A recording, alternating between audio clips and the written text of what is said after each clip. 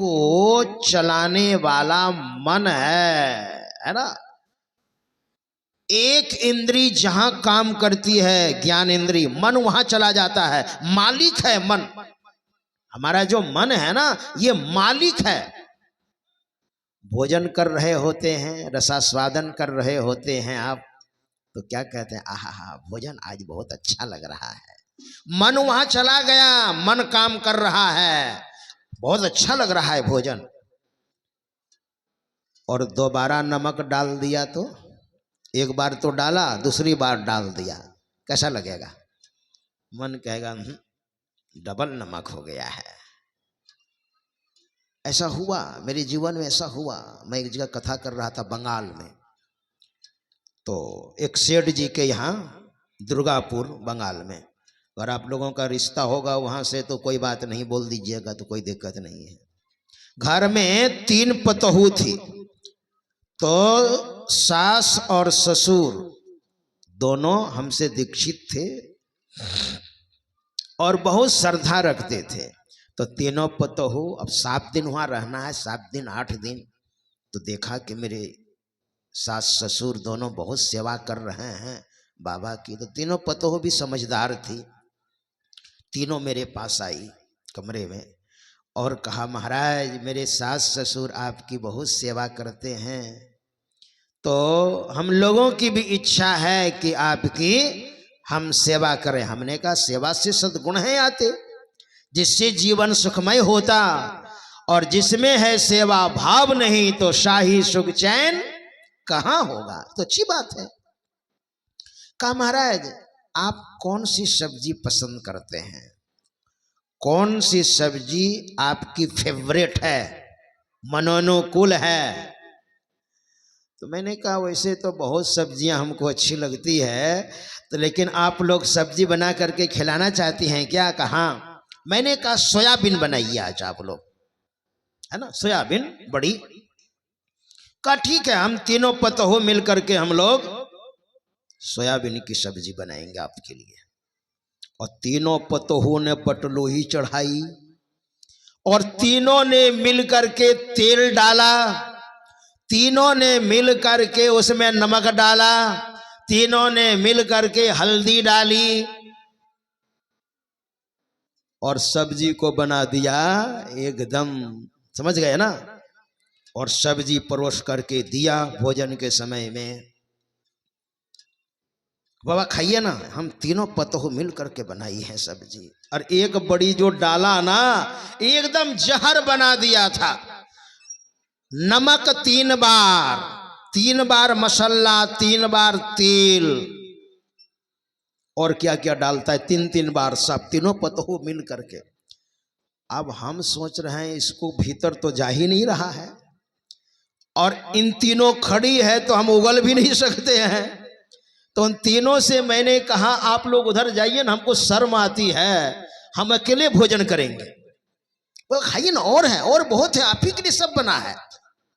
हमने कहा, हम तो भीतर भीतर सोच रहे तो मेरे लिए बना है कि जहर बना है ना। अच्छा ठीक है, खाइए, 2 मिनट में आती हैं हम सब। उधर गई, मुंह से निकाला उसको, मतलब ये स्थिति है ना। तो जिह्वा बता देती है, मतलब उस जगह जिह्वा जब काम करती है, मन वहां पहुंच जाता है ना। 5 ज्ञान इंद्रियों का मालिक है मन। आप देख रहे होते हैं, है ना, रूप आंख से, और ऐसे देख रहे होते हैं, गाड़ी ड्राइव करते हैं आप, मोटरसाइकिल चला रहे होते हैं, 4 चक्का चला रहे होते हैं, मैं भी चलाता हूं। तो देखते हैं चलते हैं, देखते हैं चलते हैं, और उसमें कोई आपका विशिष्ट आदमी अगर मिल गया, क्या, तो गौर से देखते हैं, मन आपका पहुंच गया उस जगह। और ऐसा ऐसा भगत 1-2, हम ऐसे जा रहे थे मोटरसाइकिल से, बाबा रुकिए रुकिए रुकिए, और आगे दौड़ करके आ गया। ऐसे भगत है। मतलब आपका मन जो है वो पांचों ज्ञान इंद्रियों के आगे जाकर के सीना तान करके खड़ा हो जाएगा। जो इंद्रियां जिस समय काम करती, मन वहां पहुंच जाता है, मालिक है मन, है ना। और यही मन को, हम लोगों के अंदर जो मन है, इसी मन को ध्यान में लगाना है। तो मन उल्टे तो सुरत कहावे। हम लोग पाठ में क्या सुन रहे थे? भगवान ब्रह्मा जी भगवान शंकर के पास आए। देखिए, रिश्ते में भोले बाबा बेटा है ब्रह्मा जी का, है ना। रिश्ते में चूंकि भगवान ब्रह्मा जी जब सृजन कर रहे थे तो भोले बाबा को जन्म दिया। मां नहीं, केवल पिता है। भगवान ब्रह्मा जी ने जो सृजन किया है वो मानसिक सृष्टि, मन से सृजन किया है। लेकिन ध्यान में इतने उच्च कोटि के भोले बाबा ध्यान के प्रताप से अमर हो गए। सम कल्याणम करोति इति शंकरः, जो बराबर दूसरे का कल्याण करे वो है शंकर। ब्रह्मा जी ने कहा, हे भोले बाबा, मतलब ब्रह्मा जी के मन में ये नहीं है कि ये मेरा बेटा है। अरे वो तो परमात्मा के आदेशानुसार मैं सृष्टि कर रहा था, लेकिन ध्यान में ये हमसे बहुत आगे हैं। इसलिए भोले बाबा से कहते हैं, भगवान ब्रह्मा जी ने कहा, हे भोले बाबा, योगहीनम कथम ज्ञानम मोक्षदम भवतीह भोहो, योगोपि ज्ञानहीनस्तु न क्षमो मोक्ष कर्मणि, तस्माद् ज्ञानं च योगं च मुमुक्षुर दृढ़मभ्यसेत्। मतलब इसका भावार्थ है, हे भोले बाबा, दुनिया में मैंने घूम घूम करके देखा अपनी सृष्टि में, तो हमारी सृष्टि में जो भक्त लोग हैं, कुछ भक्त कहते हैं योग करने से मोक्ष हो जाएगा, मुक्ति हो जाएगी, दुख से छुटकारा हो जाएगा। कोई कहते हैं नहीं नहीं, ज्ञान हुआ ना, ज्ञान हो गया तो ज्ञान से मुक्ति हो जाएगी, मोक्ष प्राप्त हो जाएगा। तो समझ में नहीं आता है इसमें आपका अभिप्राय क्या है, क्योंकि आप तो बहुत बड़े ध्यानी हैं ना महाराज। आप जो जजमेंट देंगे, आप जो मुहर लगा देंगे वो सही होगा। तो भोले बाबा ने कहा, हे ब्रह्मा जी, बहुत अच्छा आपने प्रश्न किया है। संसार की जो पूरी सृष्टि है, पूरी मानवता है, उन मानवता की ओर से मानो आपने जिज्ञासा की है, प्रश्न किया है, बहुत अच्छा। तो भोले बाबा ने कहा, मेरे जानते, मेरे हिसाब से, मेरा अभिप्राय है, तस्माज योगं च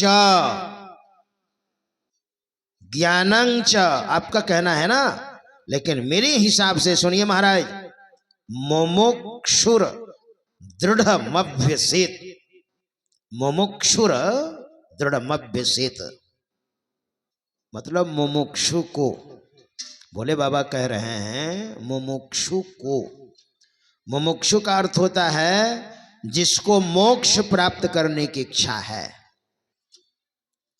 अच्छा, आपको मोक्ष प्राप्त करने की इच्छा है? कहिएगा नहीं महाराज, हमको डर लग रहा है ना। लोग डर जाते हैं। महाराष्ट्र में एक संत हुए, तुकाराम, नाम सुना होगा आपने, तुकाराम, संत तुकाराम। उनकी जो पत्नी थी ना, एकदम कर्कशा थी। तुकाराम की पत्नी कर्कशा थी। 3 महापुरुष के बारे में बता रहा हूं, थोड़ा गौर से आप सुनेंगे। एक मंदिर में तीनों महापुरुष गए, भगवान श्री कृष्ण के मंदिर में। कौन कौन महापुरुष थे उसमें? तुकाराम भी थे। तुकाराम भगवान से कहते हैं, हे प्रभु आपने बहुत अच्छा किया है, आपको बहुत बहुत धन्यवाद। मेरी पत्नी को आपने कर्कशा बना दिया है ना। अगर प्रेम से हमसे बात करती, तालमेल सही रहता, तो क्या पता वो मुझे माया में फंसा देती। हे प्रभु आपने बहुत अच्छा किया है। वो अपने में मगन है और मैं भी अपने में मगन रहता हूं। उनकी पत्नी कैसी थी जानते हैं? बेचारे बहुत गरीब आदमी थे, श्रमिक थे, मजदूरी करके जीवन निर्वाह करते थे।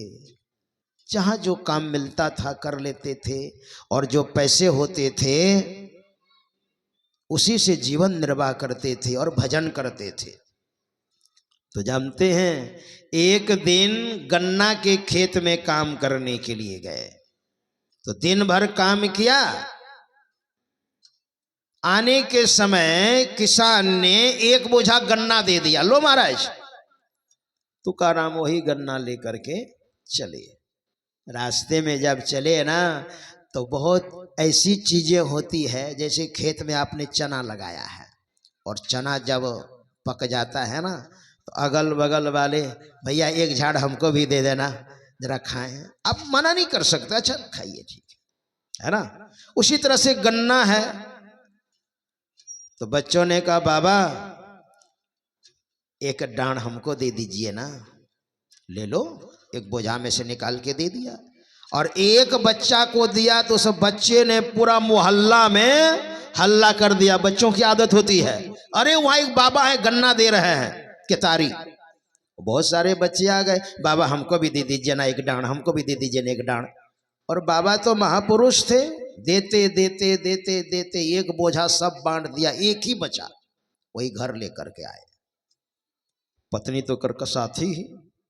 पत्नी ने कहा आज दिन भर में क्या लाए हैं आप? कहा देवी मिला था तो एक बोझा, लेकिन बच्चों ने सब मांगा तो देते देते यही एक डांड रखा हो। इतना गुस्सा आया ना, खींचा पति के हाथ से और 2-4 गन्ना लगा दिया पति को। ऐसी पत्नी हो तो बैराग होगा कि नहीं? 2-4 गन्ना जो लगाया ना, 3-4 टुकड़ों में वह गन्ना विभाजित हो गया। तुकाराम क्या कहते हैं, बहुत बढ़िया हो देवी तुम, हमको हंसुआ लाना पड़ता है इसको टुकड़ा करने के लिए, है ना। और तुम कितनी दयालु हो, कितनी कृपालु हो। वाह, 3-4 टुकड़े हो गए, एक टुकड़ा तुम खाओ, एक टुकड़ा मैं खाऊंगा और बाकी सारे बच्चे खाएंगे। ऐसे कोई पति हैं? ऐसे महापुरुष। तो वही भगवान श्री कृष्ण के मंदिर में कहते हैं, हे प्रभु आप बड़े दयालु हैं। पत्नी हो तो लोगों को ऐसी। वहां पर एकनाथ जी महाराज भी थे, है ना। एकनाथ जी महाराज की पत्नी का नाम गिरिजाबाई, बहुत सुंदर। मतलब उनके पति यानी एकनाथ जी महाराज